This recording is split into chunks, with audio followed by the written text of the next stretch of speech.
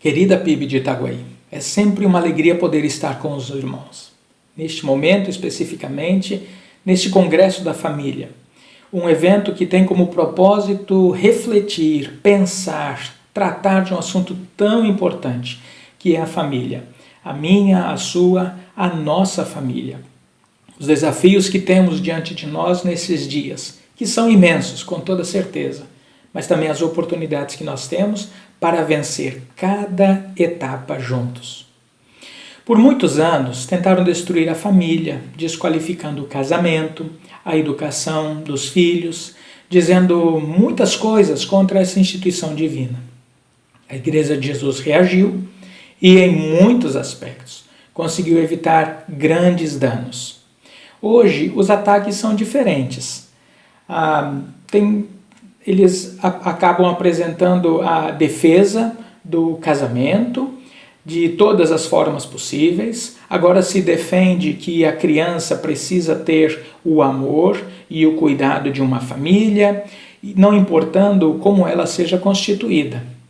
Os ataques podem ser diferentes, mas continuam com o mesmo propósito: desqualificar, desmerecer, destruir a palavra de Deus. Mas eu disse no início, hoje é o início de um congresso, hoje é um momento importante para a nossa igreja. E o tema é bastante sugestivo. Está tudo bem com você? Está tudo bem com a sua família? É um tema muito interessante, sem dúvida, que nos faz refletir sobre a nossa situação nos dias de hoje.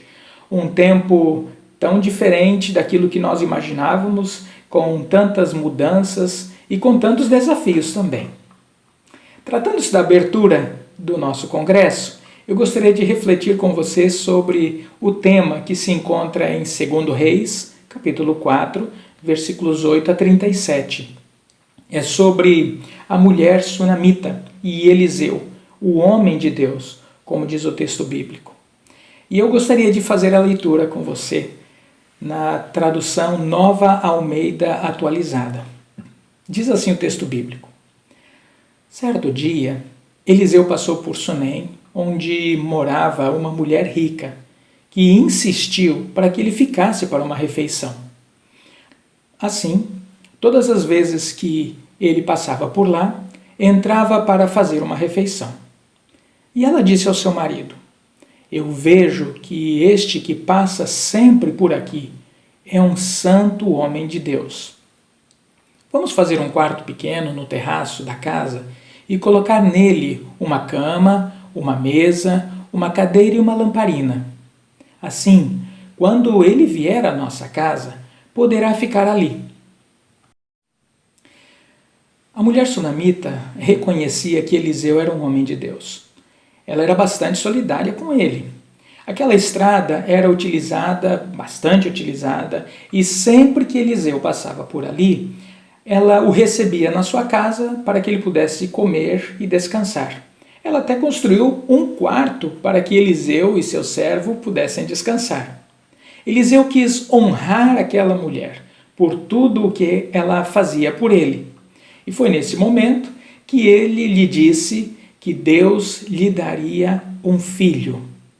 O marido daquela mulher era rico, tinha muitas condições, muitas posses, mas naquele tempo não ter filhos era motivo de grande tristeza. Um dos aspectos que se observa nas narrativas iniciais do livro de 2 Reis, o capítulo 3 e também o capítulo 4, é que há 3 passagens bíblicas que estão relacionadas a filhos. Em 2 Reis, capítulo 3, versículo 27, o rei de Moabe toma o seu filho e o lança em sacrifício ao seu Deus, do alto dos muros. Ele fez isso porque ele estava perdendo a batalha. E desta maneira ele queria conseguir ou queria resolver a situação, libertar-se dos ataques do inimigo. E ele então, consagrando seu filho ao seu Deus, o lança e o mata. Também em 2 Reis, capítulo 4, versículos de 1 a 7, em outra situação de desespero, a mulher uma mulher pede a Eliseu que resolva o seu problema, pois os seus filhos seriam vendidos para que ela pudesse pagar dívidas. Seriam vendidos como escravos. A solução foi apresentada por Eliseu, que disse àquela mulher: vocês viverão do que sobrar, que no hebraico está relacionada à palavra shalom. Vocês viverão com tranquilidade, vocês viverão com segurança. O que nós podemos concluir nos dois casos, e agora também esse terceiro caso, é que Deus se preocupa com os filhos. Deus não aceitava sacrifícios humanos, muito menos sacrifícios de filhos ou de crianças. No momento de desespero, de necessidade, Deus atendeu aquela mulher que via seus filhos sendo vendidos como escravos para o pagamento de uma dívida. Deus abençoou aquela família, Deus abençoou aquela mulher, aquela viúva que tinha perdido o seu marido. Então, percebe-se que há aqui uma ideia de opostos. Enquanto os deuses daquele tempo aceitavam sacrifícios dos filhos como uma oferenda, a morte dos filhos como oferenda, aqui nós percebemos que o Senhor entrega ou recebe os filhos e se preocupa com a família, se preocupa com o bem-estar e em atender às necessidades das famílias, especificamente daquela viúva. E agora nós estamos vendo neste texto bíblico algo especial que estava acontecendo com aquela família. Voltando ao nosso texto, nós sabemos que o Senhor deu àquela mulher abastada o maior tesouro que ela poderia ter. Em 2 Reis, capítulo 4, de 11 a 17, o Senhor diz que ela seria mãe, que em 1 ano ela receberia um filho, ela teria um filho. E você imagine a alegria daquela mulher ao receber em seus braços um filho que, como ela disse mesmo, ela nem tinha pedido ao Senhor. Ela já estava conformada com a situação que ela estava a viver. Mas uma fatalidade aconteceu com aquela criança. Um dia, o menino saiu para trabalhar logo cedo com seu pai, sentiu fortes dores de cabeça, e aí o seu pai a entrega e manda que a criança voltasse para junto da sua mãe, e ali aquela criança acabou por falecer. Ela, enquanto recebia a criança, cuidou dela, mas depois do seu falecimento, colocou o seu filho no quarto do profeta Eliseu e foi com um dos seus servos à procura do homem de Deus. Ela estava angustiada, mas ela se conteve. O seu marido perguntou por que ela iria procurar o profeta. Não era dia de festas, não era um período especial como o dia de sábado. Por que ela iria procurar o homem de Deus? Ela respondeu, Shalom. Ela respondeu, está tudo bem. Essa é uma palavra, uma expressão que denota tranquilidade, confiança, ou ainda que denota a certeza de que algo vai ser resolvido. Quando ela estava quase chegando no Monte Carmelo, onde Deus havia manifestado o seu poder e mostrado ao povo de Israel que os profetas de Baal não eram nada, o próprio Deus não representava nada para Israel. Então, Eliseu envia Geazi, o seu servo, ao encontro daquela mulher e lhe pergunta, Shalom, está tudo bem? Essa pergunta está relacionada, como eu já disse a você, com paz, tranquilidade, prosperidade, estabilidade, são bons sentidos, são bons conceitos, boas ideias no texto bíblico. E ela respondeu, Shalom, está tudo bem. Mas que paz era aquela que ela havia dito ao seu marido e que paz ela havia dito também ao servo do profeta, a Geazi? Na verdade, o que ela quis foi se desvencilhar de qualquer contratempo. Ela precisava de ajuda e ela sabia que não era qualquer pessoa que poderia solucionar o seu problema. A situação estava tão complicada que nem mesmo o profeta sabia o que fazer. Diz ele: o Senhor escondeu isso de mim. Ele também não tinha ideia de como Deus iria resolver aquela situação. A história conta que, de uma maneira miraculosa, aquela criança foi restituída viva à sua mãe.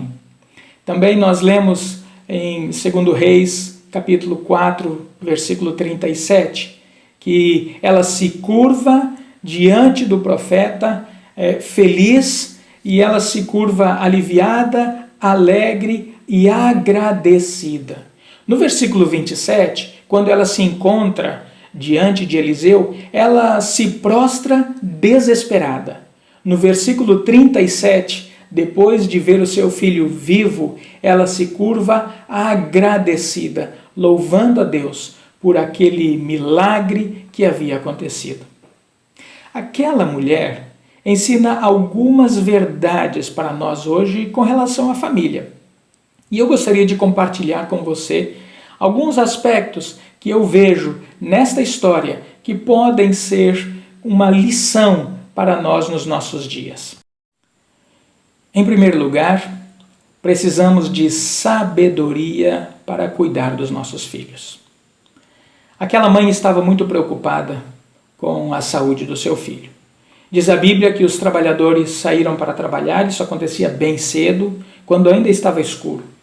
Depois que a criança sentiu fortes dores de cabeça, a sua mãe ficou com ela no colo até o meio-dia. As atividades foram interrompidas, todos os seus afazeres, a sua preocupação, aquilo que ela tinha de compromisso para aquele período, para aquela manhã, foi interrompido, foi deixado de lado, porque ela estava preocupada com o seu filho. Diz o texto bíblico que ela ficou com a criança logo cedo até o horário do almoço, até ao meio-dia, vamos dizer assim. Ela parou tudo, interrompeu as suas atividades para cuidar do seu filho doente. E quando a criança faleceu, ela também não perdeu tempo. Ela poderia ter conversado com o marido, poderia ter conversado com um dos servos que a acompanhou, ou ainda com alguém que estaria passando naquela estrada movimentada, poderia ter ido conversar com o Geazi, mas aquela não era a hora para conversa com qualquer pessoa. Ela precisava de uma solução.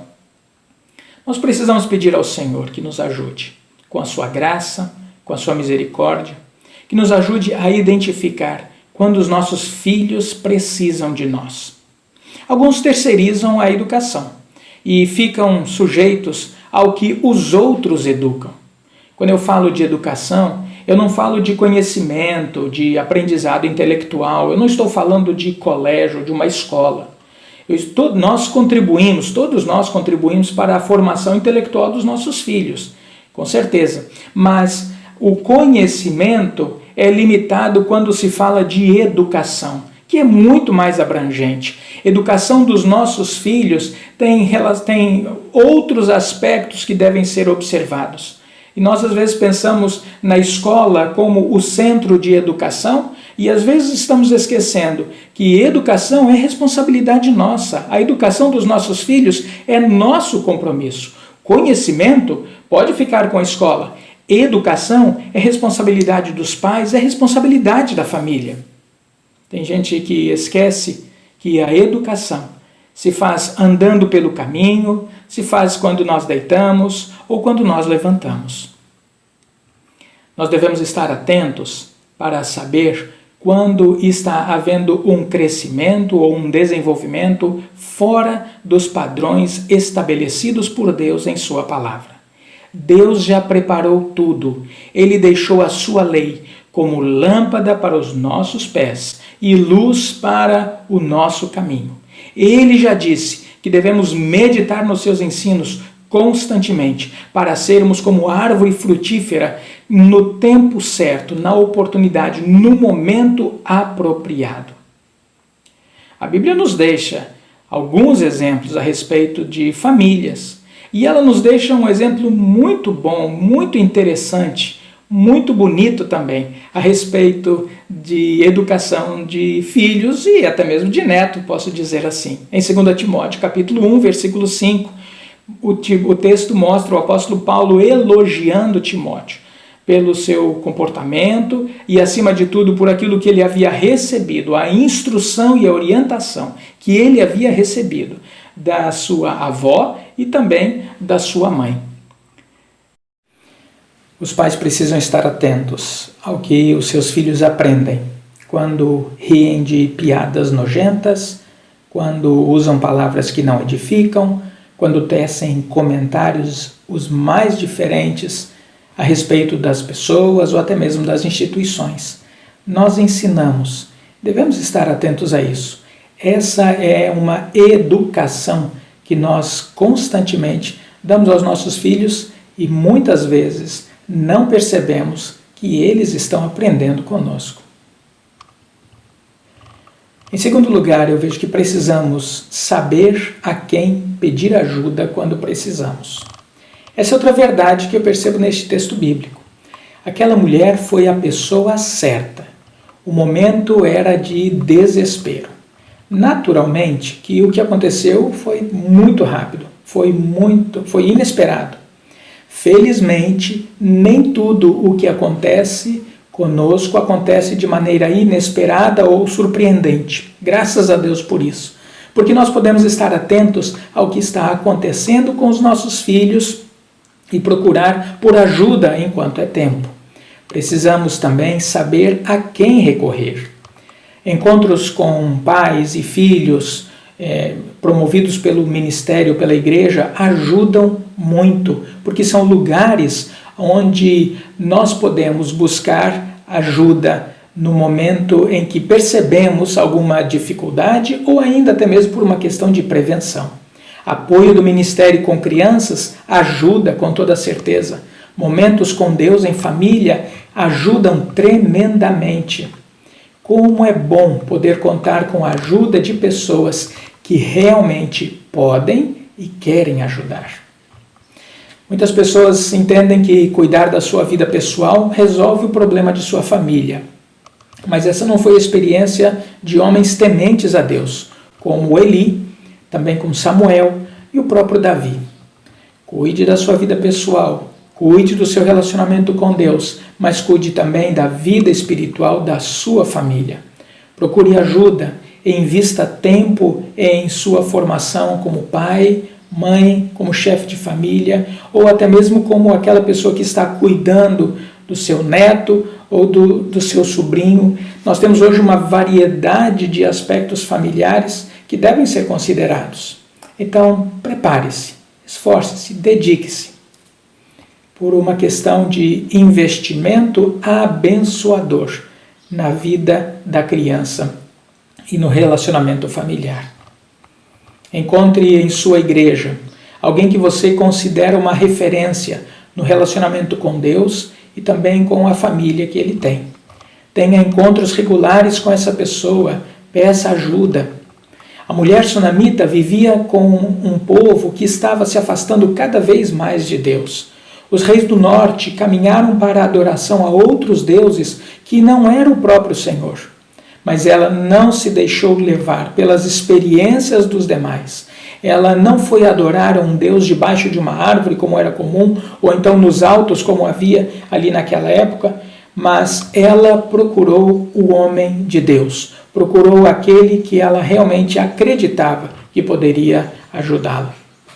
Precisamos orar uns pelos outros, compartilhar os nossos desafios, as tristezas, o desespero uns com os outros também, como a Bíblia ensina em Tiago, capítulo 5, versículo 16. Em terceiro lugar, tenha esperança. Deus tem planos para você e para a sua família. Nós podemos olhar as circunstâncias ao redor e pensar que está tudo perdido. O filho que está preso, aquele querido que faleceu, talvez seu filho tenha saído de casa ou não fale com você, mesmo morando debaixo do mesmo teto. Tenha esperança. Faça o seu melhor. Obedeça ao que ensina a palavra de Deus e entregue o seu caminho ao Senhor. Confie nele e o restante ele fará.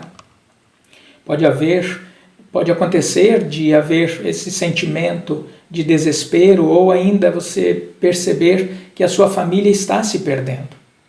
No entanto, nós precisamos lembrar sempre lembrar que Deus é o Senhor da história, não apenas da grande história, mas da sua história também. Ele é o Senhor da nossa história. Ele pode transformar a tristeza em alegria, como aconteceu nesse texto que nós acabamos de ver aqui. Também aconteceu algo muito interessante com esta mulher anos depois que ela passou por esta experiência. Diz o texto bíblico em 2 Reis, capítulo 8, de 1 a 6, que anos depois, 7 anos depois desse episódio, ela mais uma vez atendeu a orientação do profeta Eliseu e foi com a sua família peregrinar para uma terra distante, para a terra dos filisteus, por causa da fome, algo que era comum naquela época. Depois desses 7 anos, ela retornou e foi pedir ao rei as suas terras. E foi justamente nesse momento, quando ela entra para conversar com o rei, que ele estava ouvindo relatos daquilo que Eliseu havia feito. E aquela história, a história da vida dela, a história do menino que havia ressuscitado, estava sendo contada ao rei. E ele chamou a mulher e perguntou: foi isso mesmo que aconteceu? Ela respondeu: sim, foi isso. As suas terras foram devolvidas, o rei ordenou a devolução da terra, mas também ordenou que o lucro que havia sido obtido com a plantação e com aquele tempo que ela havia se afastado, também lhe fosse restituído naquele período. Mais uma vez, o Senhor mostrou cuidado com ela e com a sua família. O nosso Deus se preocupa com a família. O nosso Deus se preocupa com a nossa família, com a minha família, com a sua família também. Nessa maratona que nós temos pela frente, nós podemos estar certos de que Ele deseja para nós o melhor. Como eu falei no início, o rei moabita sacrificou seu filho a um Deus para que pudesse ter a vitória ou a libertação do seu povo, que estava sendo atacado e destruído. Mas Deus, ao contrário, Ele acabou restabelecendo, e Ele restabeleceu o azeite da família, da viúva, e ainda permitiu que os seus filhos continuassem com ela. Nós vimos também em 2 Reis capítulo 4 a respeito da mãe que perdeu o seu filho, que foi pedir ajuda e o Senhor Deus restabeleceu a vida, deu vida àquela criança. Isso mostra que Deus quer o melhor para nós. Isso mostra que Deus se preocupa com a família. Hoje eu falei com você a respeito da importância de saber como agir quando o assunto é cuidar dos nossos filhos. Não descuide, tenha atenção o tempo todo. Nós vimos também que precisamos saber a quem pedir ajuda quando precisamos. Há muita gente ao redor, há muita gente em sua casa, na vizinhança, você conhece muitas pessoas conhecem você, mas atenção, educação de filhos é algo importante demais para você deixar nas mãos de pessoas que amam menos o seu filho do que você. Procure pessoas que realmente estão interessadas em abençoar a sua vida. Procure pessoas que estão realmente interessadas em compartilhar experiências que venham a edificar a sua vida. Não procure qualquer pessoa. A vida do seu filho é importante demais para que você procure qualquer pessoa. Finalmente eu lhe disse, tenha esperança. Deus tem planos para você e para a sua família. Pode ser que você se tenha perdido nesse turbilhão de tudo o que está acontecendo com a sua família. No entanto, tenha esperança. Deus vai agir. Tenha fé. Ele vai cuidar de tudo. Peça sabedoria a Deus, pois Ele dá a quem pede. Mas pedir e ser persistente nesse desejo de ter sabedoria, como diz o texto de Tiago, capítulo 1, de 2 a 7, que diz o seguinte: meus irmãos, tenham por motivo de grande alegria o fato de passarem por várias provações, sabendo que a provação da fé que vocês têm produz perseverança. Ora, a perseverança deve ter ação completa, para que vocês sejam perfeitos e íntegros, sem que nada lhes falte. Se, porém, algum de vocês necessita de sabedoria, peça a Deus, que a todos dá com generosidade e sem reprovações, e ela lhe será concedida. Peça, porém, com fé, em nada duvidando, pois o que duvida é semelhante à onda do mar, impelida, agitada pelo vento. Que uma pessoa dessas não pense que alcançará do Senhor coisa alguma, sendo indecisa e inconstante em todos os seus caminhos. Pode ser que você esteja passando por um momento de provação com relação à educação ou talvez até mesmo com relação ao relacionamento com seu filho. O texto bíblico de Tiago nos anima a pedir sabedoria e a perseguir nessa meta com fé e determinação. Não desista. Quando lhe perguntarem se vai tudo bem com seus filhos, ainda que enfrentando dificuldades e problemas, responda com confiança. Pela fé, sim, eu creio que está tudo bem. Que Deus abençoe a sua vida, que Deus abençoe a sua família, que o Senhor Deus seja glorificado através dos seus filhos, através do seu lar. Que Deus abençoe a Primeira Igreja Batista de Itaguaí. Que Deus abençoe a cada um de nós. Em nome de Jesus.